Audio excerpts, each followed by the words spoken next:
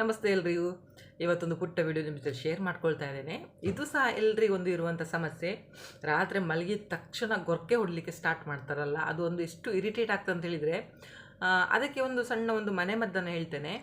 ಅದನ್ನು ನೀವು ಮಾಡ್ತಾ ಹೋಗಿ, ಇದು ಪರ್ಮನೆಂಟಾಗಿ ಗುಣ ಆಗ್ತದೆ. ಖಂಡಿತವಾಗ್ಲೂ ಟ್ರೈ ಮಾಡಿ ನೋಡಿ. ಈ ಗೊರಕೆ ಸಮಸ್ಯೆ ನೀವು ನೆಗ್ಲೆಕ್ಟ್ ಮಾಡಲಿಕ್ಕೆ ಸಹ ಹೋಗಬೇಡಿ. ಗೊರಕೆ ಸಮಸ್ಯೆ ಅಂತ ಹೇಳಿದರೆ ಕೆಲವೊಂದು ಹೆಲ್ತ್ ಇಶ್ಯೂ ಇಂದ ಸಹ ನಮಗೆ ಗೊರಕೆ ಬರಲಿಕ್ಕೆ ಸಹ ಒಂದು ಕಾರಣ ಉಂಟು. ಹಾಗಾಗಿ ತುಂಬ ನಿಮಗೆ ಆಗಲೇ ಇಲ್ಲ, ಮನೆಮದ್ದನ್ನೇ ಮಾಡಿ ಸಹ ಆಗಲಿಲ್ಲ ಅಂತ ಹೇಳಿದ್ರೆ ಡಾಕ್ಟರ್ ಹತ್ರ ಕನ್ಸಲ್ಟ್ ಆಗೋದನ್ನು ಮರಿಬೇಡಿ.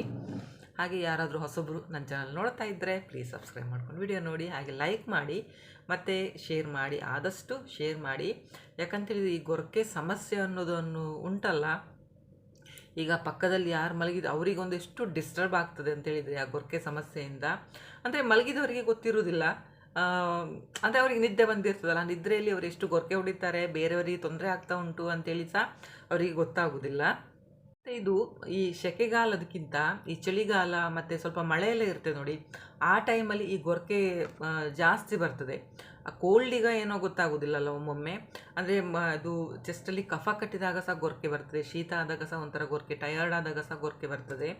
ಹಾಗೆ ಎಂಥದೇ ಇರಲಿ, ನೀವು ಅಂದರೆ ಜಾಸ್ತಿ ಇರುವಾಗ ಸಹ ಸ್ವಲ್ಪ ಡಾಕ್ಟ್ರಿಗೆ ಕನ್ಸಲ್ಟ್ ಆಗೋದು ತುಂಬ ಒಳ್ಳೆಯದು. ಅಂದರೆ ನಮಗೆ ತುಂಬ ಜೋರಾಗೋದಕ್ಕಿಂತ ಚಿಕ್ಕದ ಏನಾದರೂ ಇರುವಾಗಲೇ ನಾವು ಅದನ್ನು ಗುಣಪಡಿಸ್ಕೊಳ್ಳೋದು ತುಂಬ ಒಳ್ಳೆಯದು. ಹಾಗೆಯೇ ಈ ಮನೆ ಮದ್ದು ಜೊತೆಯಲ್ಲಿ ಕೆಲವೊಂದು ಟ್ರಿಕ್ಸನ್ನು ಸಹ ನಾನು ಹೇಳ್ತೇನೆ. ಕೆಲವೊಮ್ಮೆ ಮಲಗಿದ ತಕ್ಷಣ ನಿದ್ರೆ ಬರ್ತದೆ, ಆಗ ಗೊತ್ತಾಗೋದಿಲ್ಲ. ಇನ್ನು ಅಂತೇಳಿದರೆ ಈ ಗೊರಕೆ ಸಮಸ್ಯೆಗೆ ಈಗ ಮೆಡಿಕಲ್ ಸ್ಟೋರೆಲ್ಲ ತುಂಬ ಒಂದು ಬಂದಿದೆ ಇದೆಲ್ಲ, ಅದಕ್ಕೆ ಮದ್ದೆಲ್ಲ. ಆದರೂ ಅದೆಲ್ಲ ಯೂಸ್ ಮಾಡೋದಕ್ಕಿಂತ ಈಗ ನೈಸರ್ಗಿಕವಾಗಿ ಅಂದರೆ ಮನೆಯಲ್ಲಿ ಸಿಗುವಂಥ ಒಂದು ವಸ್ತುಗಳನ್ನ ಉಪಯೋಗಿಸ್ಕೊಂಡು ನಾವು ಅದನ್ನು ಹೇಗೆ ಮಾಡ್ಕೊಳ್ಬೋದು ಅಂತೇಳಿ. ಮತ್ತು ಇದರಲ್ಲಿ ಏನು ಸೈಡ್ ಎಫೆಕ್ಟ್ ಇಲ್ಲ. ಈಗ ಮನೆಯಲ್ಲೇ ನಾವು ಮಾಡ್ಕೊಳ್ತೇವೆ ನೋಡಿ, ಅದಕ್ಕೇನು ಸೈಡ್ ಎಫೆಕ್ಟ್ ಇಲ್ಲಲ್ಲ. ಹಾಗೆ ಮತ್ತು ಇನ್ನೊಂದು ಅಂತೇಳಿದರೆ ಈ ಗೊರಕೆ ನಿಲ್ಲಿಸೋದು ಹೇಗೆ ಅಂತ, ಹೊಡೆಯೋದನ್ನು ನಿಲ್ಲಿಸೋದು ಹೇಗೆ ಅಂತೇಳಿದರೆ, ನೀವು ಮಲ್ಕೊಳ್ಳುವಾಗ ಸ್ಟ್ರೇಟ್ ಮಲಗಬಾರ್ದು. ಈ ಸ್ಟ್ರೇಟ್ ಮಲಗಿದರೆ ಜಾಸ್ತಿ ಬರ್ತದೆ ಗೊರಕೆ. ಅದರ ಬದಲಿಗೆ ನೀವು ಸೈಡಿಗೆ, ಅಂದರೆ ಲೆಫ್ಟ್ ಸೈಡಲ್ಲಿ ಮಲಗೋದು ತುಂಬ ಒಳ್ಳೆಯದು ಹೆಲ್ತಿಗೆ. ಲೆಫ್ಟ್ ಸೈಡಲ್ಲಿ ಸ್ವಲ್ಪ ಹೊತ್ತು ಮಲಗಿ, ಇಲ್ಲ ರೈಟ್ ಸೈಡಲ್ಲಿ ಸ್ವಲ್ಪ ಹೊತ್ತು ಮಲಗಿ. ನೀವು ಮಲ್ಕೊಳ್ಳುವಾಗಲೇ ಲೆಫ್ಟ್ ಸೈಡಲ್ಲಿ ಮಲಗಿದರೆ ಇನ್ನೂ ಒಳ್ಳೆಯದು. ಒಬ್ಬರಿಗೆ ಆಗೋದಿಲ್ಲ ಲೆಫ್ಟಲ್ಲಿ ಸಹ ಮಲಗಿದರೆ, ಅಂದರೆ ಈ ನೋವೆಲ್ಲ ಇರುವಾಗ ಸೈಡಿಗೆ ತುಂಬ ಹೊತ್ತು ಮಲಗಲಿಕ್ಕೆ ಆಗೋದಿಲ್ಲ ಅಂತ ಹೇಳ್ತಾರೆ. ಈಗ ಸ್ಟ್ರೇಟ್ ಮಲಗಿದ್ರೂ ಸಹ ನಿಮಗೆ ಈ ಗೊರಕೆ ಜಾಸ್ತಿ ಬರ್ತದೆ. ರೀಸನ್ ಎಂತ ಅಂತೇಳಿದರೆ, ಈ ನಾಲಿಗೆ ಉಂಟಲ್ಲ, ನಾಲಿಗೆ ಮತ್ತು ನಮ್ಮ ಈ ನುಂಗ್ತೀವಿ ನೋಡಿ ಅಂಗುಳ, ಅದರಲ್ಲಿ ಅಂತ ಹೇಳಿದರೆ ಇದು ಗಾಳಿ ಹೋಗ್ತದಲ್ಲ, ಈಗ ನಾವು ಉಸಿರಾಡುವಾಗೆಲ್ಲ ಗಾಳಿ ನೋಡಿ, ಅದು ಸ್ವಲ್ಪ ಇದಾಗ್ತದೆ, ಸ್ಮಾಲ್ ಥರ ಆಗ್ತದೆ. ಹಾಗಾಗಿ ನಮಗೆ ಉಸಿರಾಡಲಿಕ್ಕೆ ಆಗೋದಿಲ್ಲಲ್ಲ, ಹಾಗೆ ನಮ್ಮ ಗೊರಕೆ ಬರಲಿಕ್ಕೆ ಸ್ಟಾರ್ಟ್ ಆಗ್ತದೆ.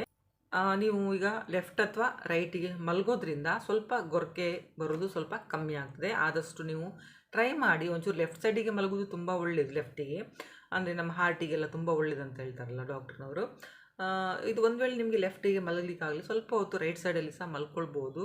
ಆದಷ್ಟು ಅಂಗಾತ ಅಂತೇಳಿದರೆ ಸ್ಟ್ರೈಟ್ ಮಲ್ಕೊಳ್ಳೋದನ್ನು ಸ್ವಲ್ಪ ಅವಾಯ್ಡ್ ಮಾಡಿ. ಸೆಕೆಂಡ್ ರೀಸನ್ ಬಂದು ನಿದ್ರೆ ಕಮ್ಮಿ ಆದಾಗ ಸಹ ಗೊರಕೆ ಬರ್ತದೆ. ಮಿನಿಮಮ್ ಅಂತೇಳಿದರೆ ಒಂದು 7 to 8 hours ಮಲ್ಕೊಳ್ಳೇಬೇಕಾಗ್ತದೆ. 8 hours ಇಲ್ಲ ಅಂತೇಳಿದ್ರು ಒಂದು 7 hours ಆದರೂ ನಿದ್ರೆ ಬೇಕು ಒಬ್ಬ ಮನುಷ್ಯನಿಗೆ. ಅದಂತೇಳಿ ನಿದ್ರೆ ಕಮ್ಮಿ ಆದಾಗ ನಮ್ಮ ಇಲ್ಲಿ ಮಸಲ್ಸ್ ಎಲ್ಲ ಉಂಟಲ್ಲ, ಅದು ಸ್ವಲ್ಪ ಲೂಸ್ ಆದಾಗೆ ಆಗ್ತದಲ್ಲ, ಆಗ ಗೊರಕೆ ಜಾಸ್ತಿ ಆಗ್ತದೆ. ಆದ್ದರಿಂದ ನೀವು ನಿದ್ದೆ ಟೈಮನ್ನು ಒಂದು ಕರೆಕ್ಟಾಗಿ ಇಟ್ಕೊಳ್ಳಿ. 7 to 8 hours ನಿದ್ರೆಯನ್ನು ಕಂಪಲ್ಸರಿಯಾಗಿ ಮಾಡುವ ಹಾಗೆ ಒಂದು ನೀವು ಟೈಮ್ ಟೇಬಲ್ ಆ ಥರ ಒಂದು ಮಾಡಿಕೊಂಡ್ರೆ ತುಂಬ ಒಳ್ಳೆಯದು. ಇನ್ನೊಂದು ಅಂತೇಳಿದರೆ, ಈ ನಾವು ಮಲಗ್ತೇವಲ್ವ, ಪಿಲ್ಲೋ, ತಲೆದಿಂಬನ್ನು ನೀವು ಚೇಂಜ್ ಮಾಡ್ತಾಯಿರಿ. ಹಾಗೆ ಅಂದರೆ ಅದರಲ್ಲಿ ಈಗ ಡಸ್ಟ್ ಎಲ್ಲ ಇರ್ತದಲ್ಲ, ಡಸ್ಟೆಲ್ಲ ಇದ್ದಾಗ ನಮಗೆ ಅಲರ್ಜಿ ಸ್ಟಾರ್ಟ್ ಆಗ್ತದೆ. ಅಲರ್ಜಿ ಜಾಸ್ತಿ ಆದಾಗ ಬ್ರೀತಿಂಗ್ ಸ್ವಲ್ಪ ಇದಾಗ್ತದೆ, ಮೂಗಲ್ಲಿ ಉಸಿರಾಡಲಿಕ್ಕೆ ಕಷ್ಟ ಆಗ್ತದೆ. ಆಗ ಗೊರಕೆ ಸಹ ಬರಲಿಕ್ಕೆ ಒಂದು ಕಾರಣ.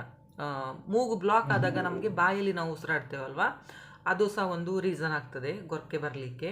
ಅಂತಹ ಒಂದು ಸಂದರ್ಭದಲ್ಲಿ ನೀವು ವಾರಕ್ಕೆ 1-2 ಸಲ ನೀವು ಇದು ಪಿಲ್ಲೋ ಎಲ್ಲ ಉಂಟಲ್ಲ, ಅದನ್ನು ಸ್ವಲ್ಪ ಗಾಳಿಗೆ, ಅಂದರೆ ಬಿಸಿಲಲ್ಲಿ ಒಣಗಿಸೋದು, ಮತ್ತು ಅದರ ಕವರನ್ನೆಲ್ಲ ವಾಶ್ ಮಾಡ್ತಾ ಇರೋದು, ಹಾಗೆಲ್ಲ ಮಾಡ್ತಾ ಇದ್ದರೆ ಸ್ವಲ್ಪ ಗೊರಕೆ ಸಮಸ್ಯೆ ಕಮ್ಮಿ ಆಗ್ತಾವೆ. ಇನ್ನೊಂದು ಮುಖ್ಯವಾದಂತೇಳಿದರೆ, ನೀವು ಸ್ಮೋಕಿಂಗು ಮತ್ತು ಡ್ರಿಂಕಿಂಗ್ ಆ ಥರ ಎಲ್ಲ ಮಾಡೋದಿದ್ರೆ, ಅಂದರೆ ಮದ್ಯಪಾನ, ಧೂಮಪಾನ ಅಂಥದ್ದೆಲ್ಲ ಇದ್ದರೂ ಸಹ ನೀವು ಅದನ್ನು ಬಿಟ್ಟುಬಿಡಬೇಕಾಗ್ತದೆ.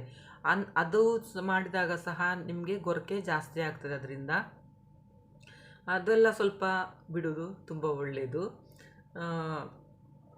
ಒಂದು ಸಹ ಹೇಳ್ತಾರೆ ಅತಿಯಾದ ತೂಕ ಅಂತ ಹೇಳಿದ್ರೆ ವೆಯ್ಟ್ ತುಂಬ ಇದ್ದವರು ಸಹ ಗೊರಕೆ ಹೊಡಿತಾರೆ ಅಂತ ಹೇಳ್ತಾರೆ. ಅದು ಇಲ್ಲ ಅನಿಸ್ತದೆ ನನಗೆ. ಯಾಕಂತ ಹೇಳಿದರೆ ಸಪೂರ ಇದ್ದವರು ಸಹ ಅಂದರೆ ತೆಳ್ಳಗಿದ್ದವರು ಸಹ ತುಂಬ ಗೊರಕೆ ಹೊಡಿತಾರೆ. ದಪ್ಪ ಇದ್ದವ್ರು ಗೊರಕೆ ಹೊಡಿಯೋದಿಲ್ಲ, ಟಯರ್ಡ್ ಆದಾಗ ಸ್ವಲ್ಪ ಗೊರಕೆ ಹೊಡಿಬೋದು ವಿನಃ ವೆಯ್ಟ್ ಜಾಸ್ತಿ ಆಗಿ ಗೊರಕೆ ಹೊಡೆಯುವಂಥದ್ದೇನಿಲ್ಲ. ಆರೋಗ್ಯ ಸಮಸ್ಯೆ ಇದ್ದರೆ ಗೊರಕೆ ಹೊಡಿತಾರೆ. ಆಮೇಲೆ ಇದು ಈ ನಮ್ಮ ಈ ಕುತ್ತಿಗೆ ಸುತ್ತ ನೋಡುವವರಿಗೆ ಕೊಬ್ಬು ಜಾಸ್ತಿ ಆಗ್ತದಲ್ಲ, ಅಂಥವರು ಸಹ ಸ್ವಲ್ಪ ಗೊರಕೆ ಹೊಡಿತಾರೆ. ಹಾಗಾಗಿ ಈ ಬೊಜ್ಜು ಏನಾದರೂ ಜಾಸ್ತಿ ಇದ್ದರೆ ಸ್ವಲ್ಪ ಅದನ್ನು ಕಮ್ಮಿ ಮಾಡಿಕೊಳ್ಳಿಕ್ಕೆ ಟ್ರೈ ಮಾಡ್ಬೋದು. ನಿಮ್ಗೆ ಹೇಳಿದೆಯಲ್ಲ ಸಿಂಪಲ್ ರೆಮಿಡಿ ಅಂತೇಳಿ, ನೋಡಿ ಇದಕ್ಕೆ ಖಾಲಿ ಒಂದು ಏಲಕ್ಕಿ ಬಿದ್ದರೆ ಸಾಕಾಗ್ತದೆ. ಇಷ್ಟು ಏಲಕ್ಕಿ ಪುಡಿ ಇದ್ದರೆ ತುಂಬ ಒಳ್ಳೆಯದು. ಈ ಏಲಕ್ಕಿಯನ್ನು ಹೇಗೆ ಯೂಸ್ ಮಾಡೋದು ಅಂತ ಹೇಳ್ತೇನೆ ನಾನು.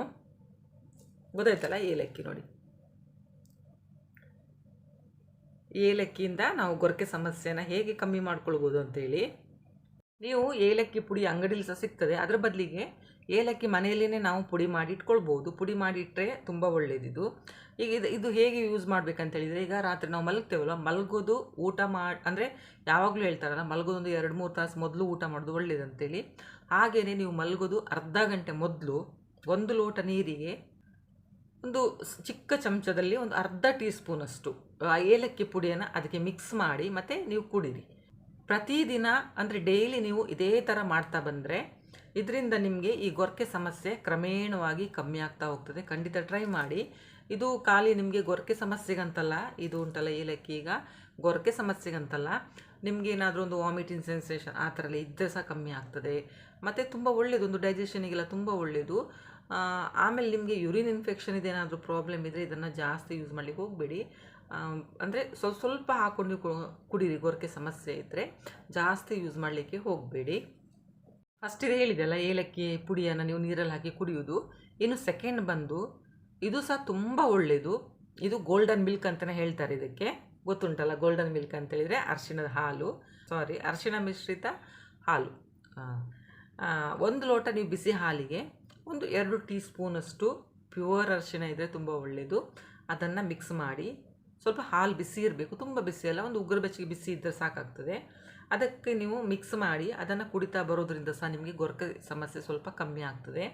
ಅಂಥೇಳಿದರೆ ಈಗ ಅರಿಶಿಣದಲ್ಲಿ ಕೆಲವೊಂದು ಔಷಧಿಯ ಗುಣ ಇದೆ ಅಲ್ವಾ, ನಿಮಗೆಲ್ಲರಿಗೂ ಗೊತ್ತಿದೆ. ಶೀತ ಕೆಮ್ಮು ಎಲ್ಲ ಆದಾಗ ನಾವು ಜಾಸ್ತಿಯಾಗಿ ಅರಿಶಿಣ ಹಾಲನ್ನು ಜಾಸ್ತಿಯಾಗಿ ಯೂಸ್ ಮಾಡ್ತೇವೆ. ಇದು ಗೊರಕೆ ಸಮಸ್ಯೆ ಮಾತ್ರ ಅಲ್ಲ, ಗೊರಕೆ ಸಮಸ್ಯೆ ಜೊತೆಯಲ್ಲಿ ನಮ್ಗೆ ಇನ್ನೇನಾದರೂ ಆರೋಗ್ಯ ಸಮಸ್ಯೆ ಇದ್ದರೂ ಸಹ ಇದು ಕಮ್ಮಿ ಮಾಡ್ತಾ ಹೋಗ್ತದೆ. ಅರಿಶಿಣ ಹಾಲು ಉಂಟಲ್ಲ, ಕಮ್ಮಿ ಮಾಡ್ತಾ ಹೋಗ್ತದೆ. ಖಂಡಿತ ಟ್ರೈ ಮಾಡಿ ನೋಡಿ. ಇದರಿಂದ ನಿಮಗೆ ಎಷ್ಟೋ ಒಂದು ಬೆನಿಫಿಟ್ಸ್ ಸಹ ಸಿಗ್ತದೆ ಮತ್ತು ತುಂಬ ಇಂಪ್ರೂವ್ ಆಗ್ತದೆ.